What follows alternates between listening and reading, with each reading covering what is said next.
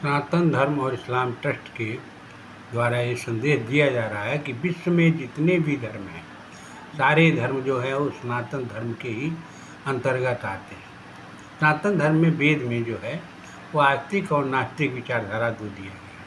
आस्तिक का मतलब होता है वे लोग जो ईश्वर पर विश्वास करते हैं, परलोक पर विश्वास करते हैं और वेद को मानते हैं, उनको आस्तिक कहते हैं। और जो लोग ईश्वर पर विश्वास नहीं करते, परलोक पर विश्वास नहीं करते और वेद को नहीं मानते हैं, वो नास्तिक है। इस तरह से दो विचारधाराएं दी गई, आस्तिक और नास्तिक। और यही बात जो है, जब हम सनातन धर्म को देखते हैं तो पूरे विश्व की जितनी भी धर्म है सब सनातन धर्म से ही जुटा हुआ है, क्योंकि सनातन धर्म की पहली शाखा है जिसमें ईश्वर को साकार और निराकार माना जाता है, और दूसरी शाखा है जिसमें केवल ईश्वर को निराकार माना जाता है। तो जो साकार और निराकार दोनों मानते हैं वह भी सनातन धर्म के लोग हैं और वो सनातन का मूल है।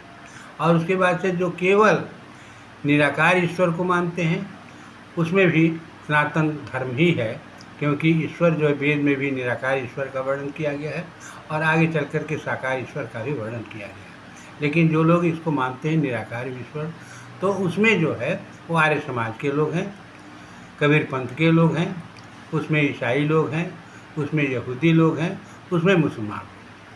और तीनों लोगों में जो आस्तिक और नास्तिक की जो परिभाषाएं हैं, जो विचारधारा है, वह चारों धर्मों में यह बता दिया गया है, ये आस्तिक और नास्तिक विचारधारा।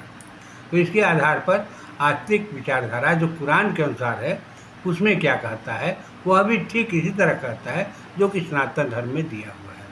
अब आस्तिक विचारधारा के लिए कुरान में क्या दिया गया है, तो हम कुरान की आयत 1-2-62 में जब पढ़ते हैं तो पता चलता है कि कुरान में लिखा हुआ है कि निसंदेह मुसलमान, यहूदी, ईसाई और सबई जो अल्लाह और आखिरतन पर ईमान लाते हैं और नेक काम करते हैं तो उनके तरफ से, परवरदिगार के तरफ से उनको जो है उसका प्रतिफल मिलेगा, न उनको डर होंगे और न उदास। जब इस चीज़ को परिभाषित किया जाता है तो पहले शुरू कीजिए मुसलमान से। मुसलमान कौन है? मुसलमान जो अल्लाह और आखिरतन पर ईमान लाता है और कुरान को मानता है, वह मुसलमान जो है वो ईमान वाला है।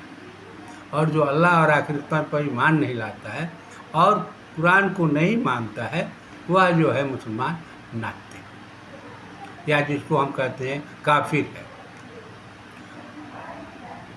तो मुसलमान में भी जो नहीं मानेगा मुसलमान के सिद्धांतों को, कुरान को नहीं मानेगा, वह काफिर कहलाएगा। उसी प्रकार से यहूदी में, यहूदी वाले लोग जो हैं वो ईश्वर को गॉड कहते हैं।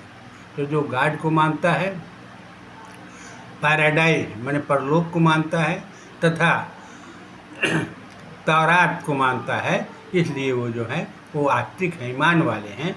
और जो लोग जो हैं ईसाई, यहूदी गॉड को नहीं मानते हैं, तौरात को नहीं मानते हैं और पैराडाइज को नहीं मानते हैं, वो जो है नास्तिक है।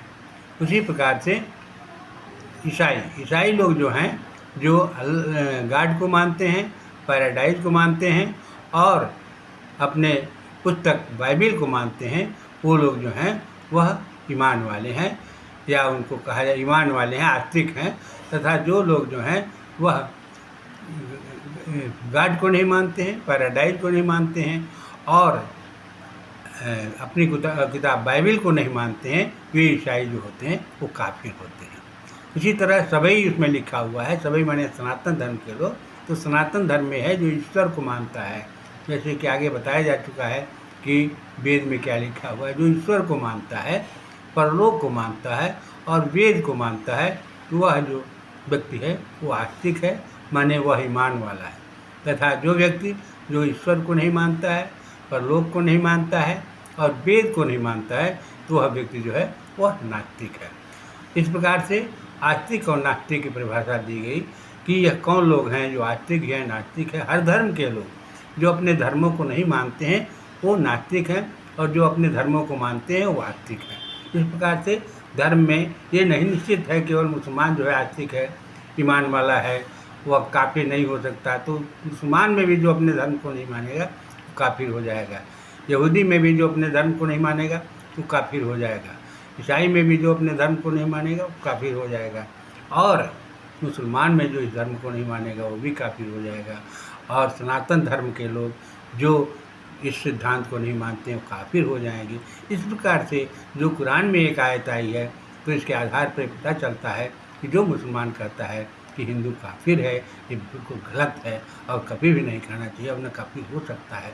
क्योंकि कुरान में एक आयत उतरी, यह 6:5-44 है। इसमें लिखा गया है कि दरवेश तथा उलमा कुरान के संरक्षक और गवाह हैं, जो कुरान की आयतों को सही सही अर्थ बताते हैं और वो नाचीज के लिए प्रयोग नहीं करते। जो उलमा और दरवेश कुरान की आयतों का गलत अर्थ बताते हैं वो काफिर है। इस तरह से दरवेश उलमा भी काफिर हो सकते हैं यदि कुरान की आयतों का गलत अर्थ बताते हैं। इसलिए हर आदमी को, जो उलमा और दरवेश हैं, उनको कुरान का अर्थ का सही सही अर्थ बताना चाहिए।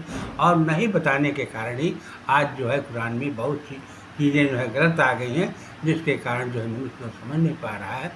और बार बार हिंदुओं को काफिर कहना, हिंदुओं को गजवाए हिंद करना, ये सारी चीज़ें जो है वह धर्म के विरुद्ध है। वह मुसलमान कहता है तो वह इस्लाम के विरुद्ध है, वह अल्लाह के विरुद्ध है, वह जो है वह कुरान के विरुद्ध है। इस तरह से सब मनुष्यों को कहना चाहिए कि हिंदू कभी काफिर हो ही नहीं सकता, क्योंकि हिंदू से ही मुसलमान की प्रादुर्भाव हुआ है। सबसे पहले हमारे यहाँ ईश्वर की परिकल्पना की गई और उसमें जो है हिंदू जो है वह ईश्वर को मानता है।